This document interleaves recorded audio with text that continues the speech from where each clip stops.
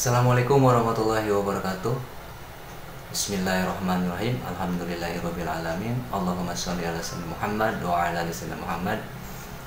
Innallaha wa malaikatahu yusholluna 'alan nabi ya ayyuhalladzina amanu shollu 'alaihi wa sallimu taslima. Apa kabar semuanya? Kembali lagi bersama saya di channel Cinta Sholawat. Kali ini saya akan menyampaikan tentang Law of Attraction. Kalau kata orang bilang mah tarik menarik gitu kan. Oke, sebelum ke arah sana, sebelum saya sampaikan, sebelum saya menjabarkan, alangkah baiknya jangan lupa di subscribe, like, komen, dan tekan loncengnya ya. Dan jangan pula tonton terus sampai selesai dan jangan skip. Oke, untuk selanjutnya saya akan menyampaikan beberapa hal tentang Law of Attraction, yaitu tentang tarik menarik.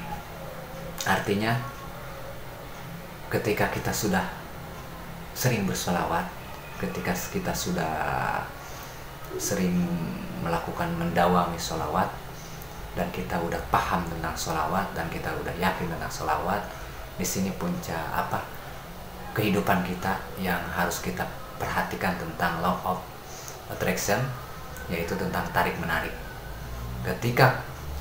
Artinya begini, ketika Law of Attraction itu dilakukan di setiap hari yang kita lakukan. Contoh kecil misalkan seperti ini, ketika bayangan pikiran kita tentang masalah sulit mulu, tentang masalah kekurang mulu, padahal kita sudah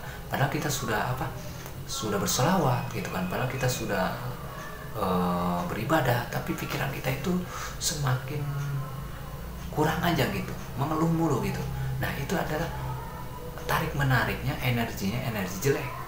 Jadi kita malah kesana arahnya, kurang gitu, rezekinya nggak datang, rezekinya nggak nyampe gitu, kehidupannya semakin berat mulu, terus banyak kekurangan mulu gitu. Nah, itulah yang disebut Law of Attraction. Tapi kebalikannya, ketika tarik menarikan secara positif atau secara baik lah bahasanya gitu ya, itu kan baik pula. Misalkan ada utang nih, ada yang menagih utang nih, atau misalkan ditagih utang, ntar 3 hari lagi saya akan kesini kata misalkan gitu kan, pasti utang lunas, pasti dapat duit, Allah yang ngasih dari mana aja.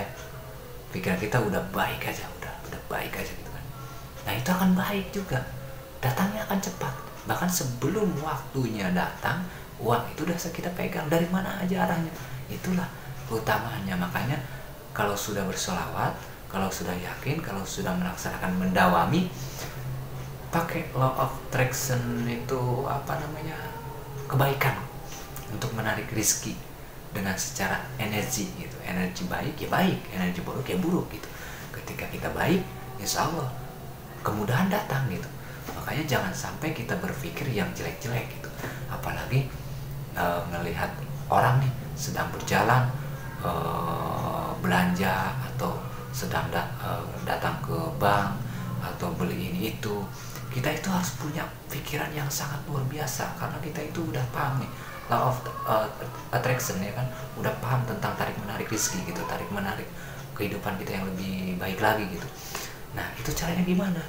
Kita cukup senyum dalam pikiran kita, ya Allah aku mampu besok, ya Allah aku bisa besok gitu kan. Dan doakan, ya Allah mudah-mudahan ini orang lebih ditambah lagi rezekinya, lebih ditambah lagi rezekinya. Karena tarik menarik rezeki itu walaupun selain dari pikiran, doa juga sama. Ketika kita mendoakan kepada orang tersebut dengan cara doa baik, maka doa itu akan nyampe lagi ke kita, ke dia nyampe, ke kita nyampe. Itulah salah satu bentuknya Law of Attraction gitu kan. Jadi tarik menarik ke rezeki gitu kan, tarik menarik dari sifat yang baik, dari sifat yang buruk.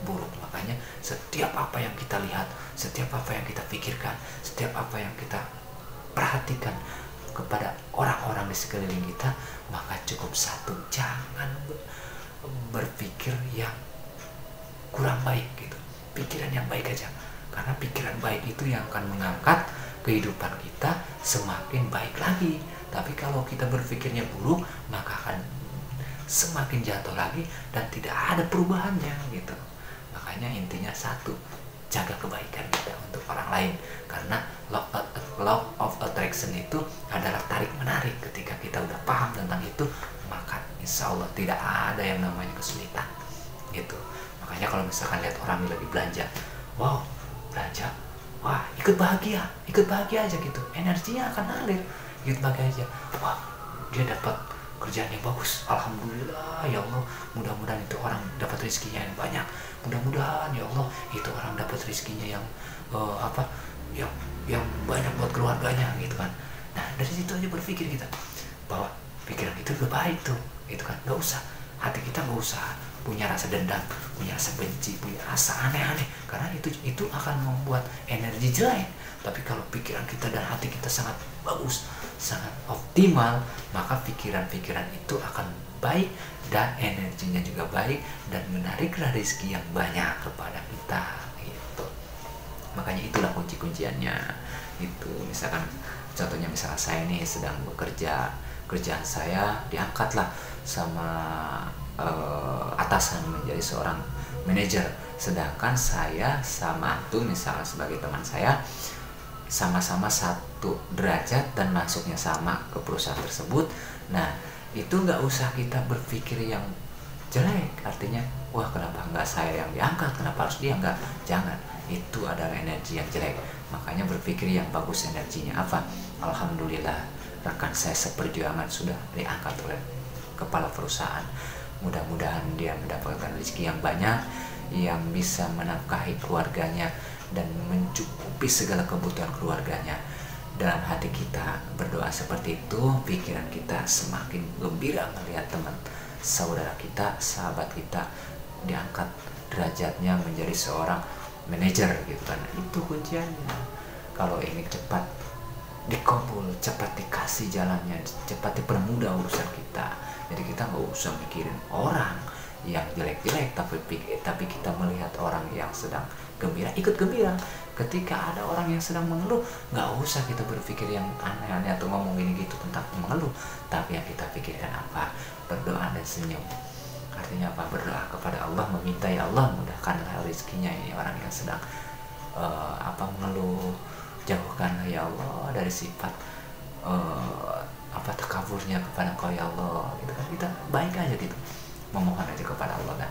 Dan intinya law of attraction itu bersifat baiklah dan akan datang energi baik kepada kita. Tapi kalau sifat kita buruk, energi akan datang sangat buruk. Itu kunciannya. Kalau kita ingin bahagia, kita ingin mendapatkan kebahagiaan itu yang Allah berikan, apalagi sampai kita sambil mendawamkan sholawat. Ketika kita berjalan kemana aja kita berdawam sholawat. Sholawat apa yang kita dawamkan? Sholawat Jibril gitu kan. Ayo sholawat Jibril, sallallahu alaihi Muhammad, sallallahu alaihi Muhammad, sallallahu alaihi Muhammad, sallallahu alaihi Muhammad, sallallahu alaihi Muhammad. Terus dawamkan kita. Ketemu sama orang yang lagi bahagia, ikut bahagia. Gak usah punya pikiran yang lo orang lain lu bahagia banget ini. Jangan pikiran jelek-jelek, karena akan tertarik, energi malah semakin jelek gitu kan. Datangnya rezeki kita terhalang terus gitu. Ayolah, buka selebar-lebarnya hati kita untuk kebaikan. Biar apa? Biar tarik menarik rezeki itu sangat cepat dan energinya sangat cepat gitu kan. Dan ada lagi contoh kecil, misalkan ada nih selain hal tentang negatif dan positif, tentang kebaikan dan keburukan, ada lagi tentang keinginan misalkan gitu. Karena keinginan itu adalah suatu energi juga gitu kan. Ketika itu kita sudah bersolawat, misalkan kita mau tidur, kita lihat foto yang kita inginkan. Misalkan kita ingin mobil misalkan gitu kan.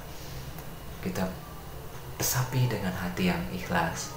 Ya Allah, bagaimana ya kalau misalkan saya bisa naik mobil ini, sampai saya diberikan jalannya untuk naik mobil ini, gimana cara rasanya ya Allah, mudah-mudahan ini nikmat rasanya kayak naik mobil ini gitu kan.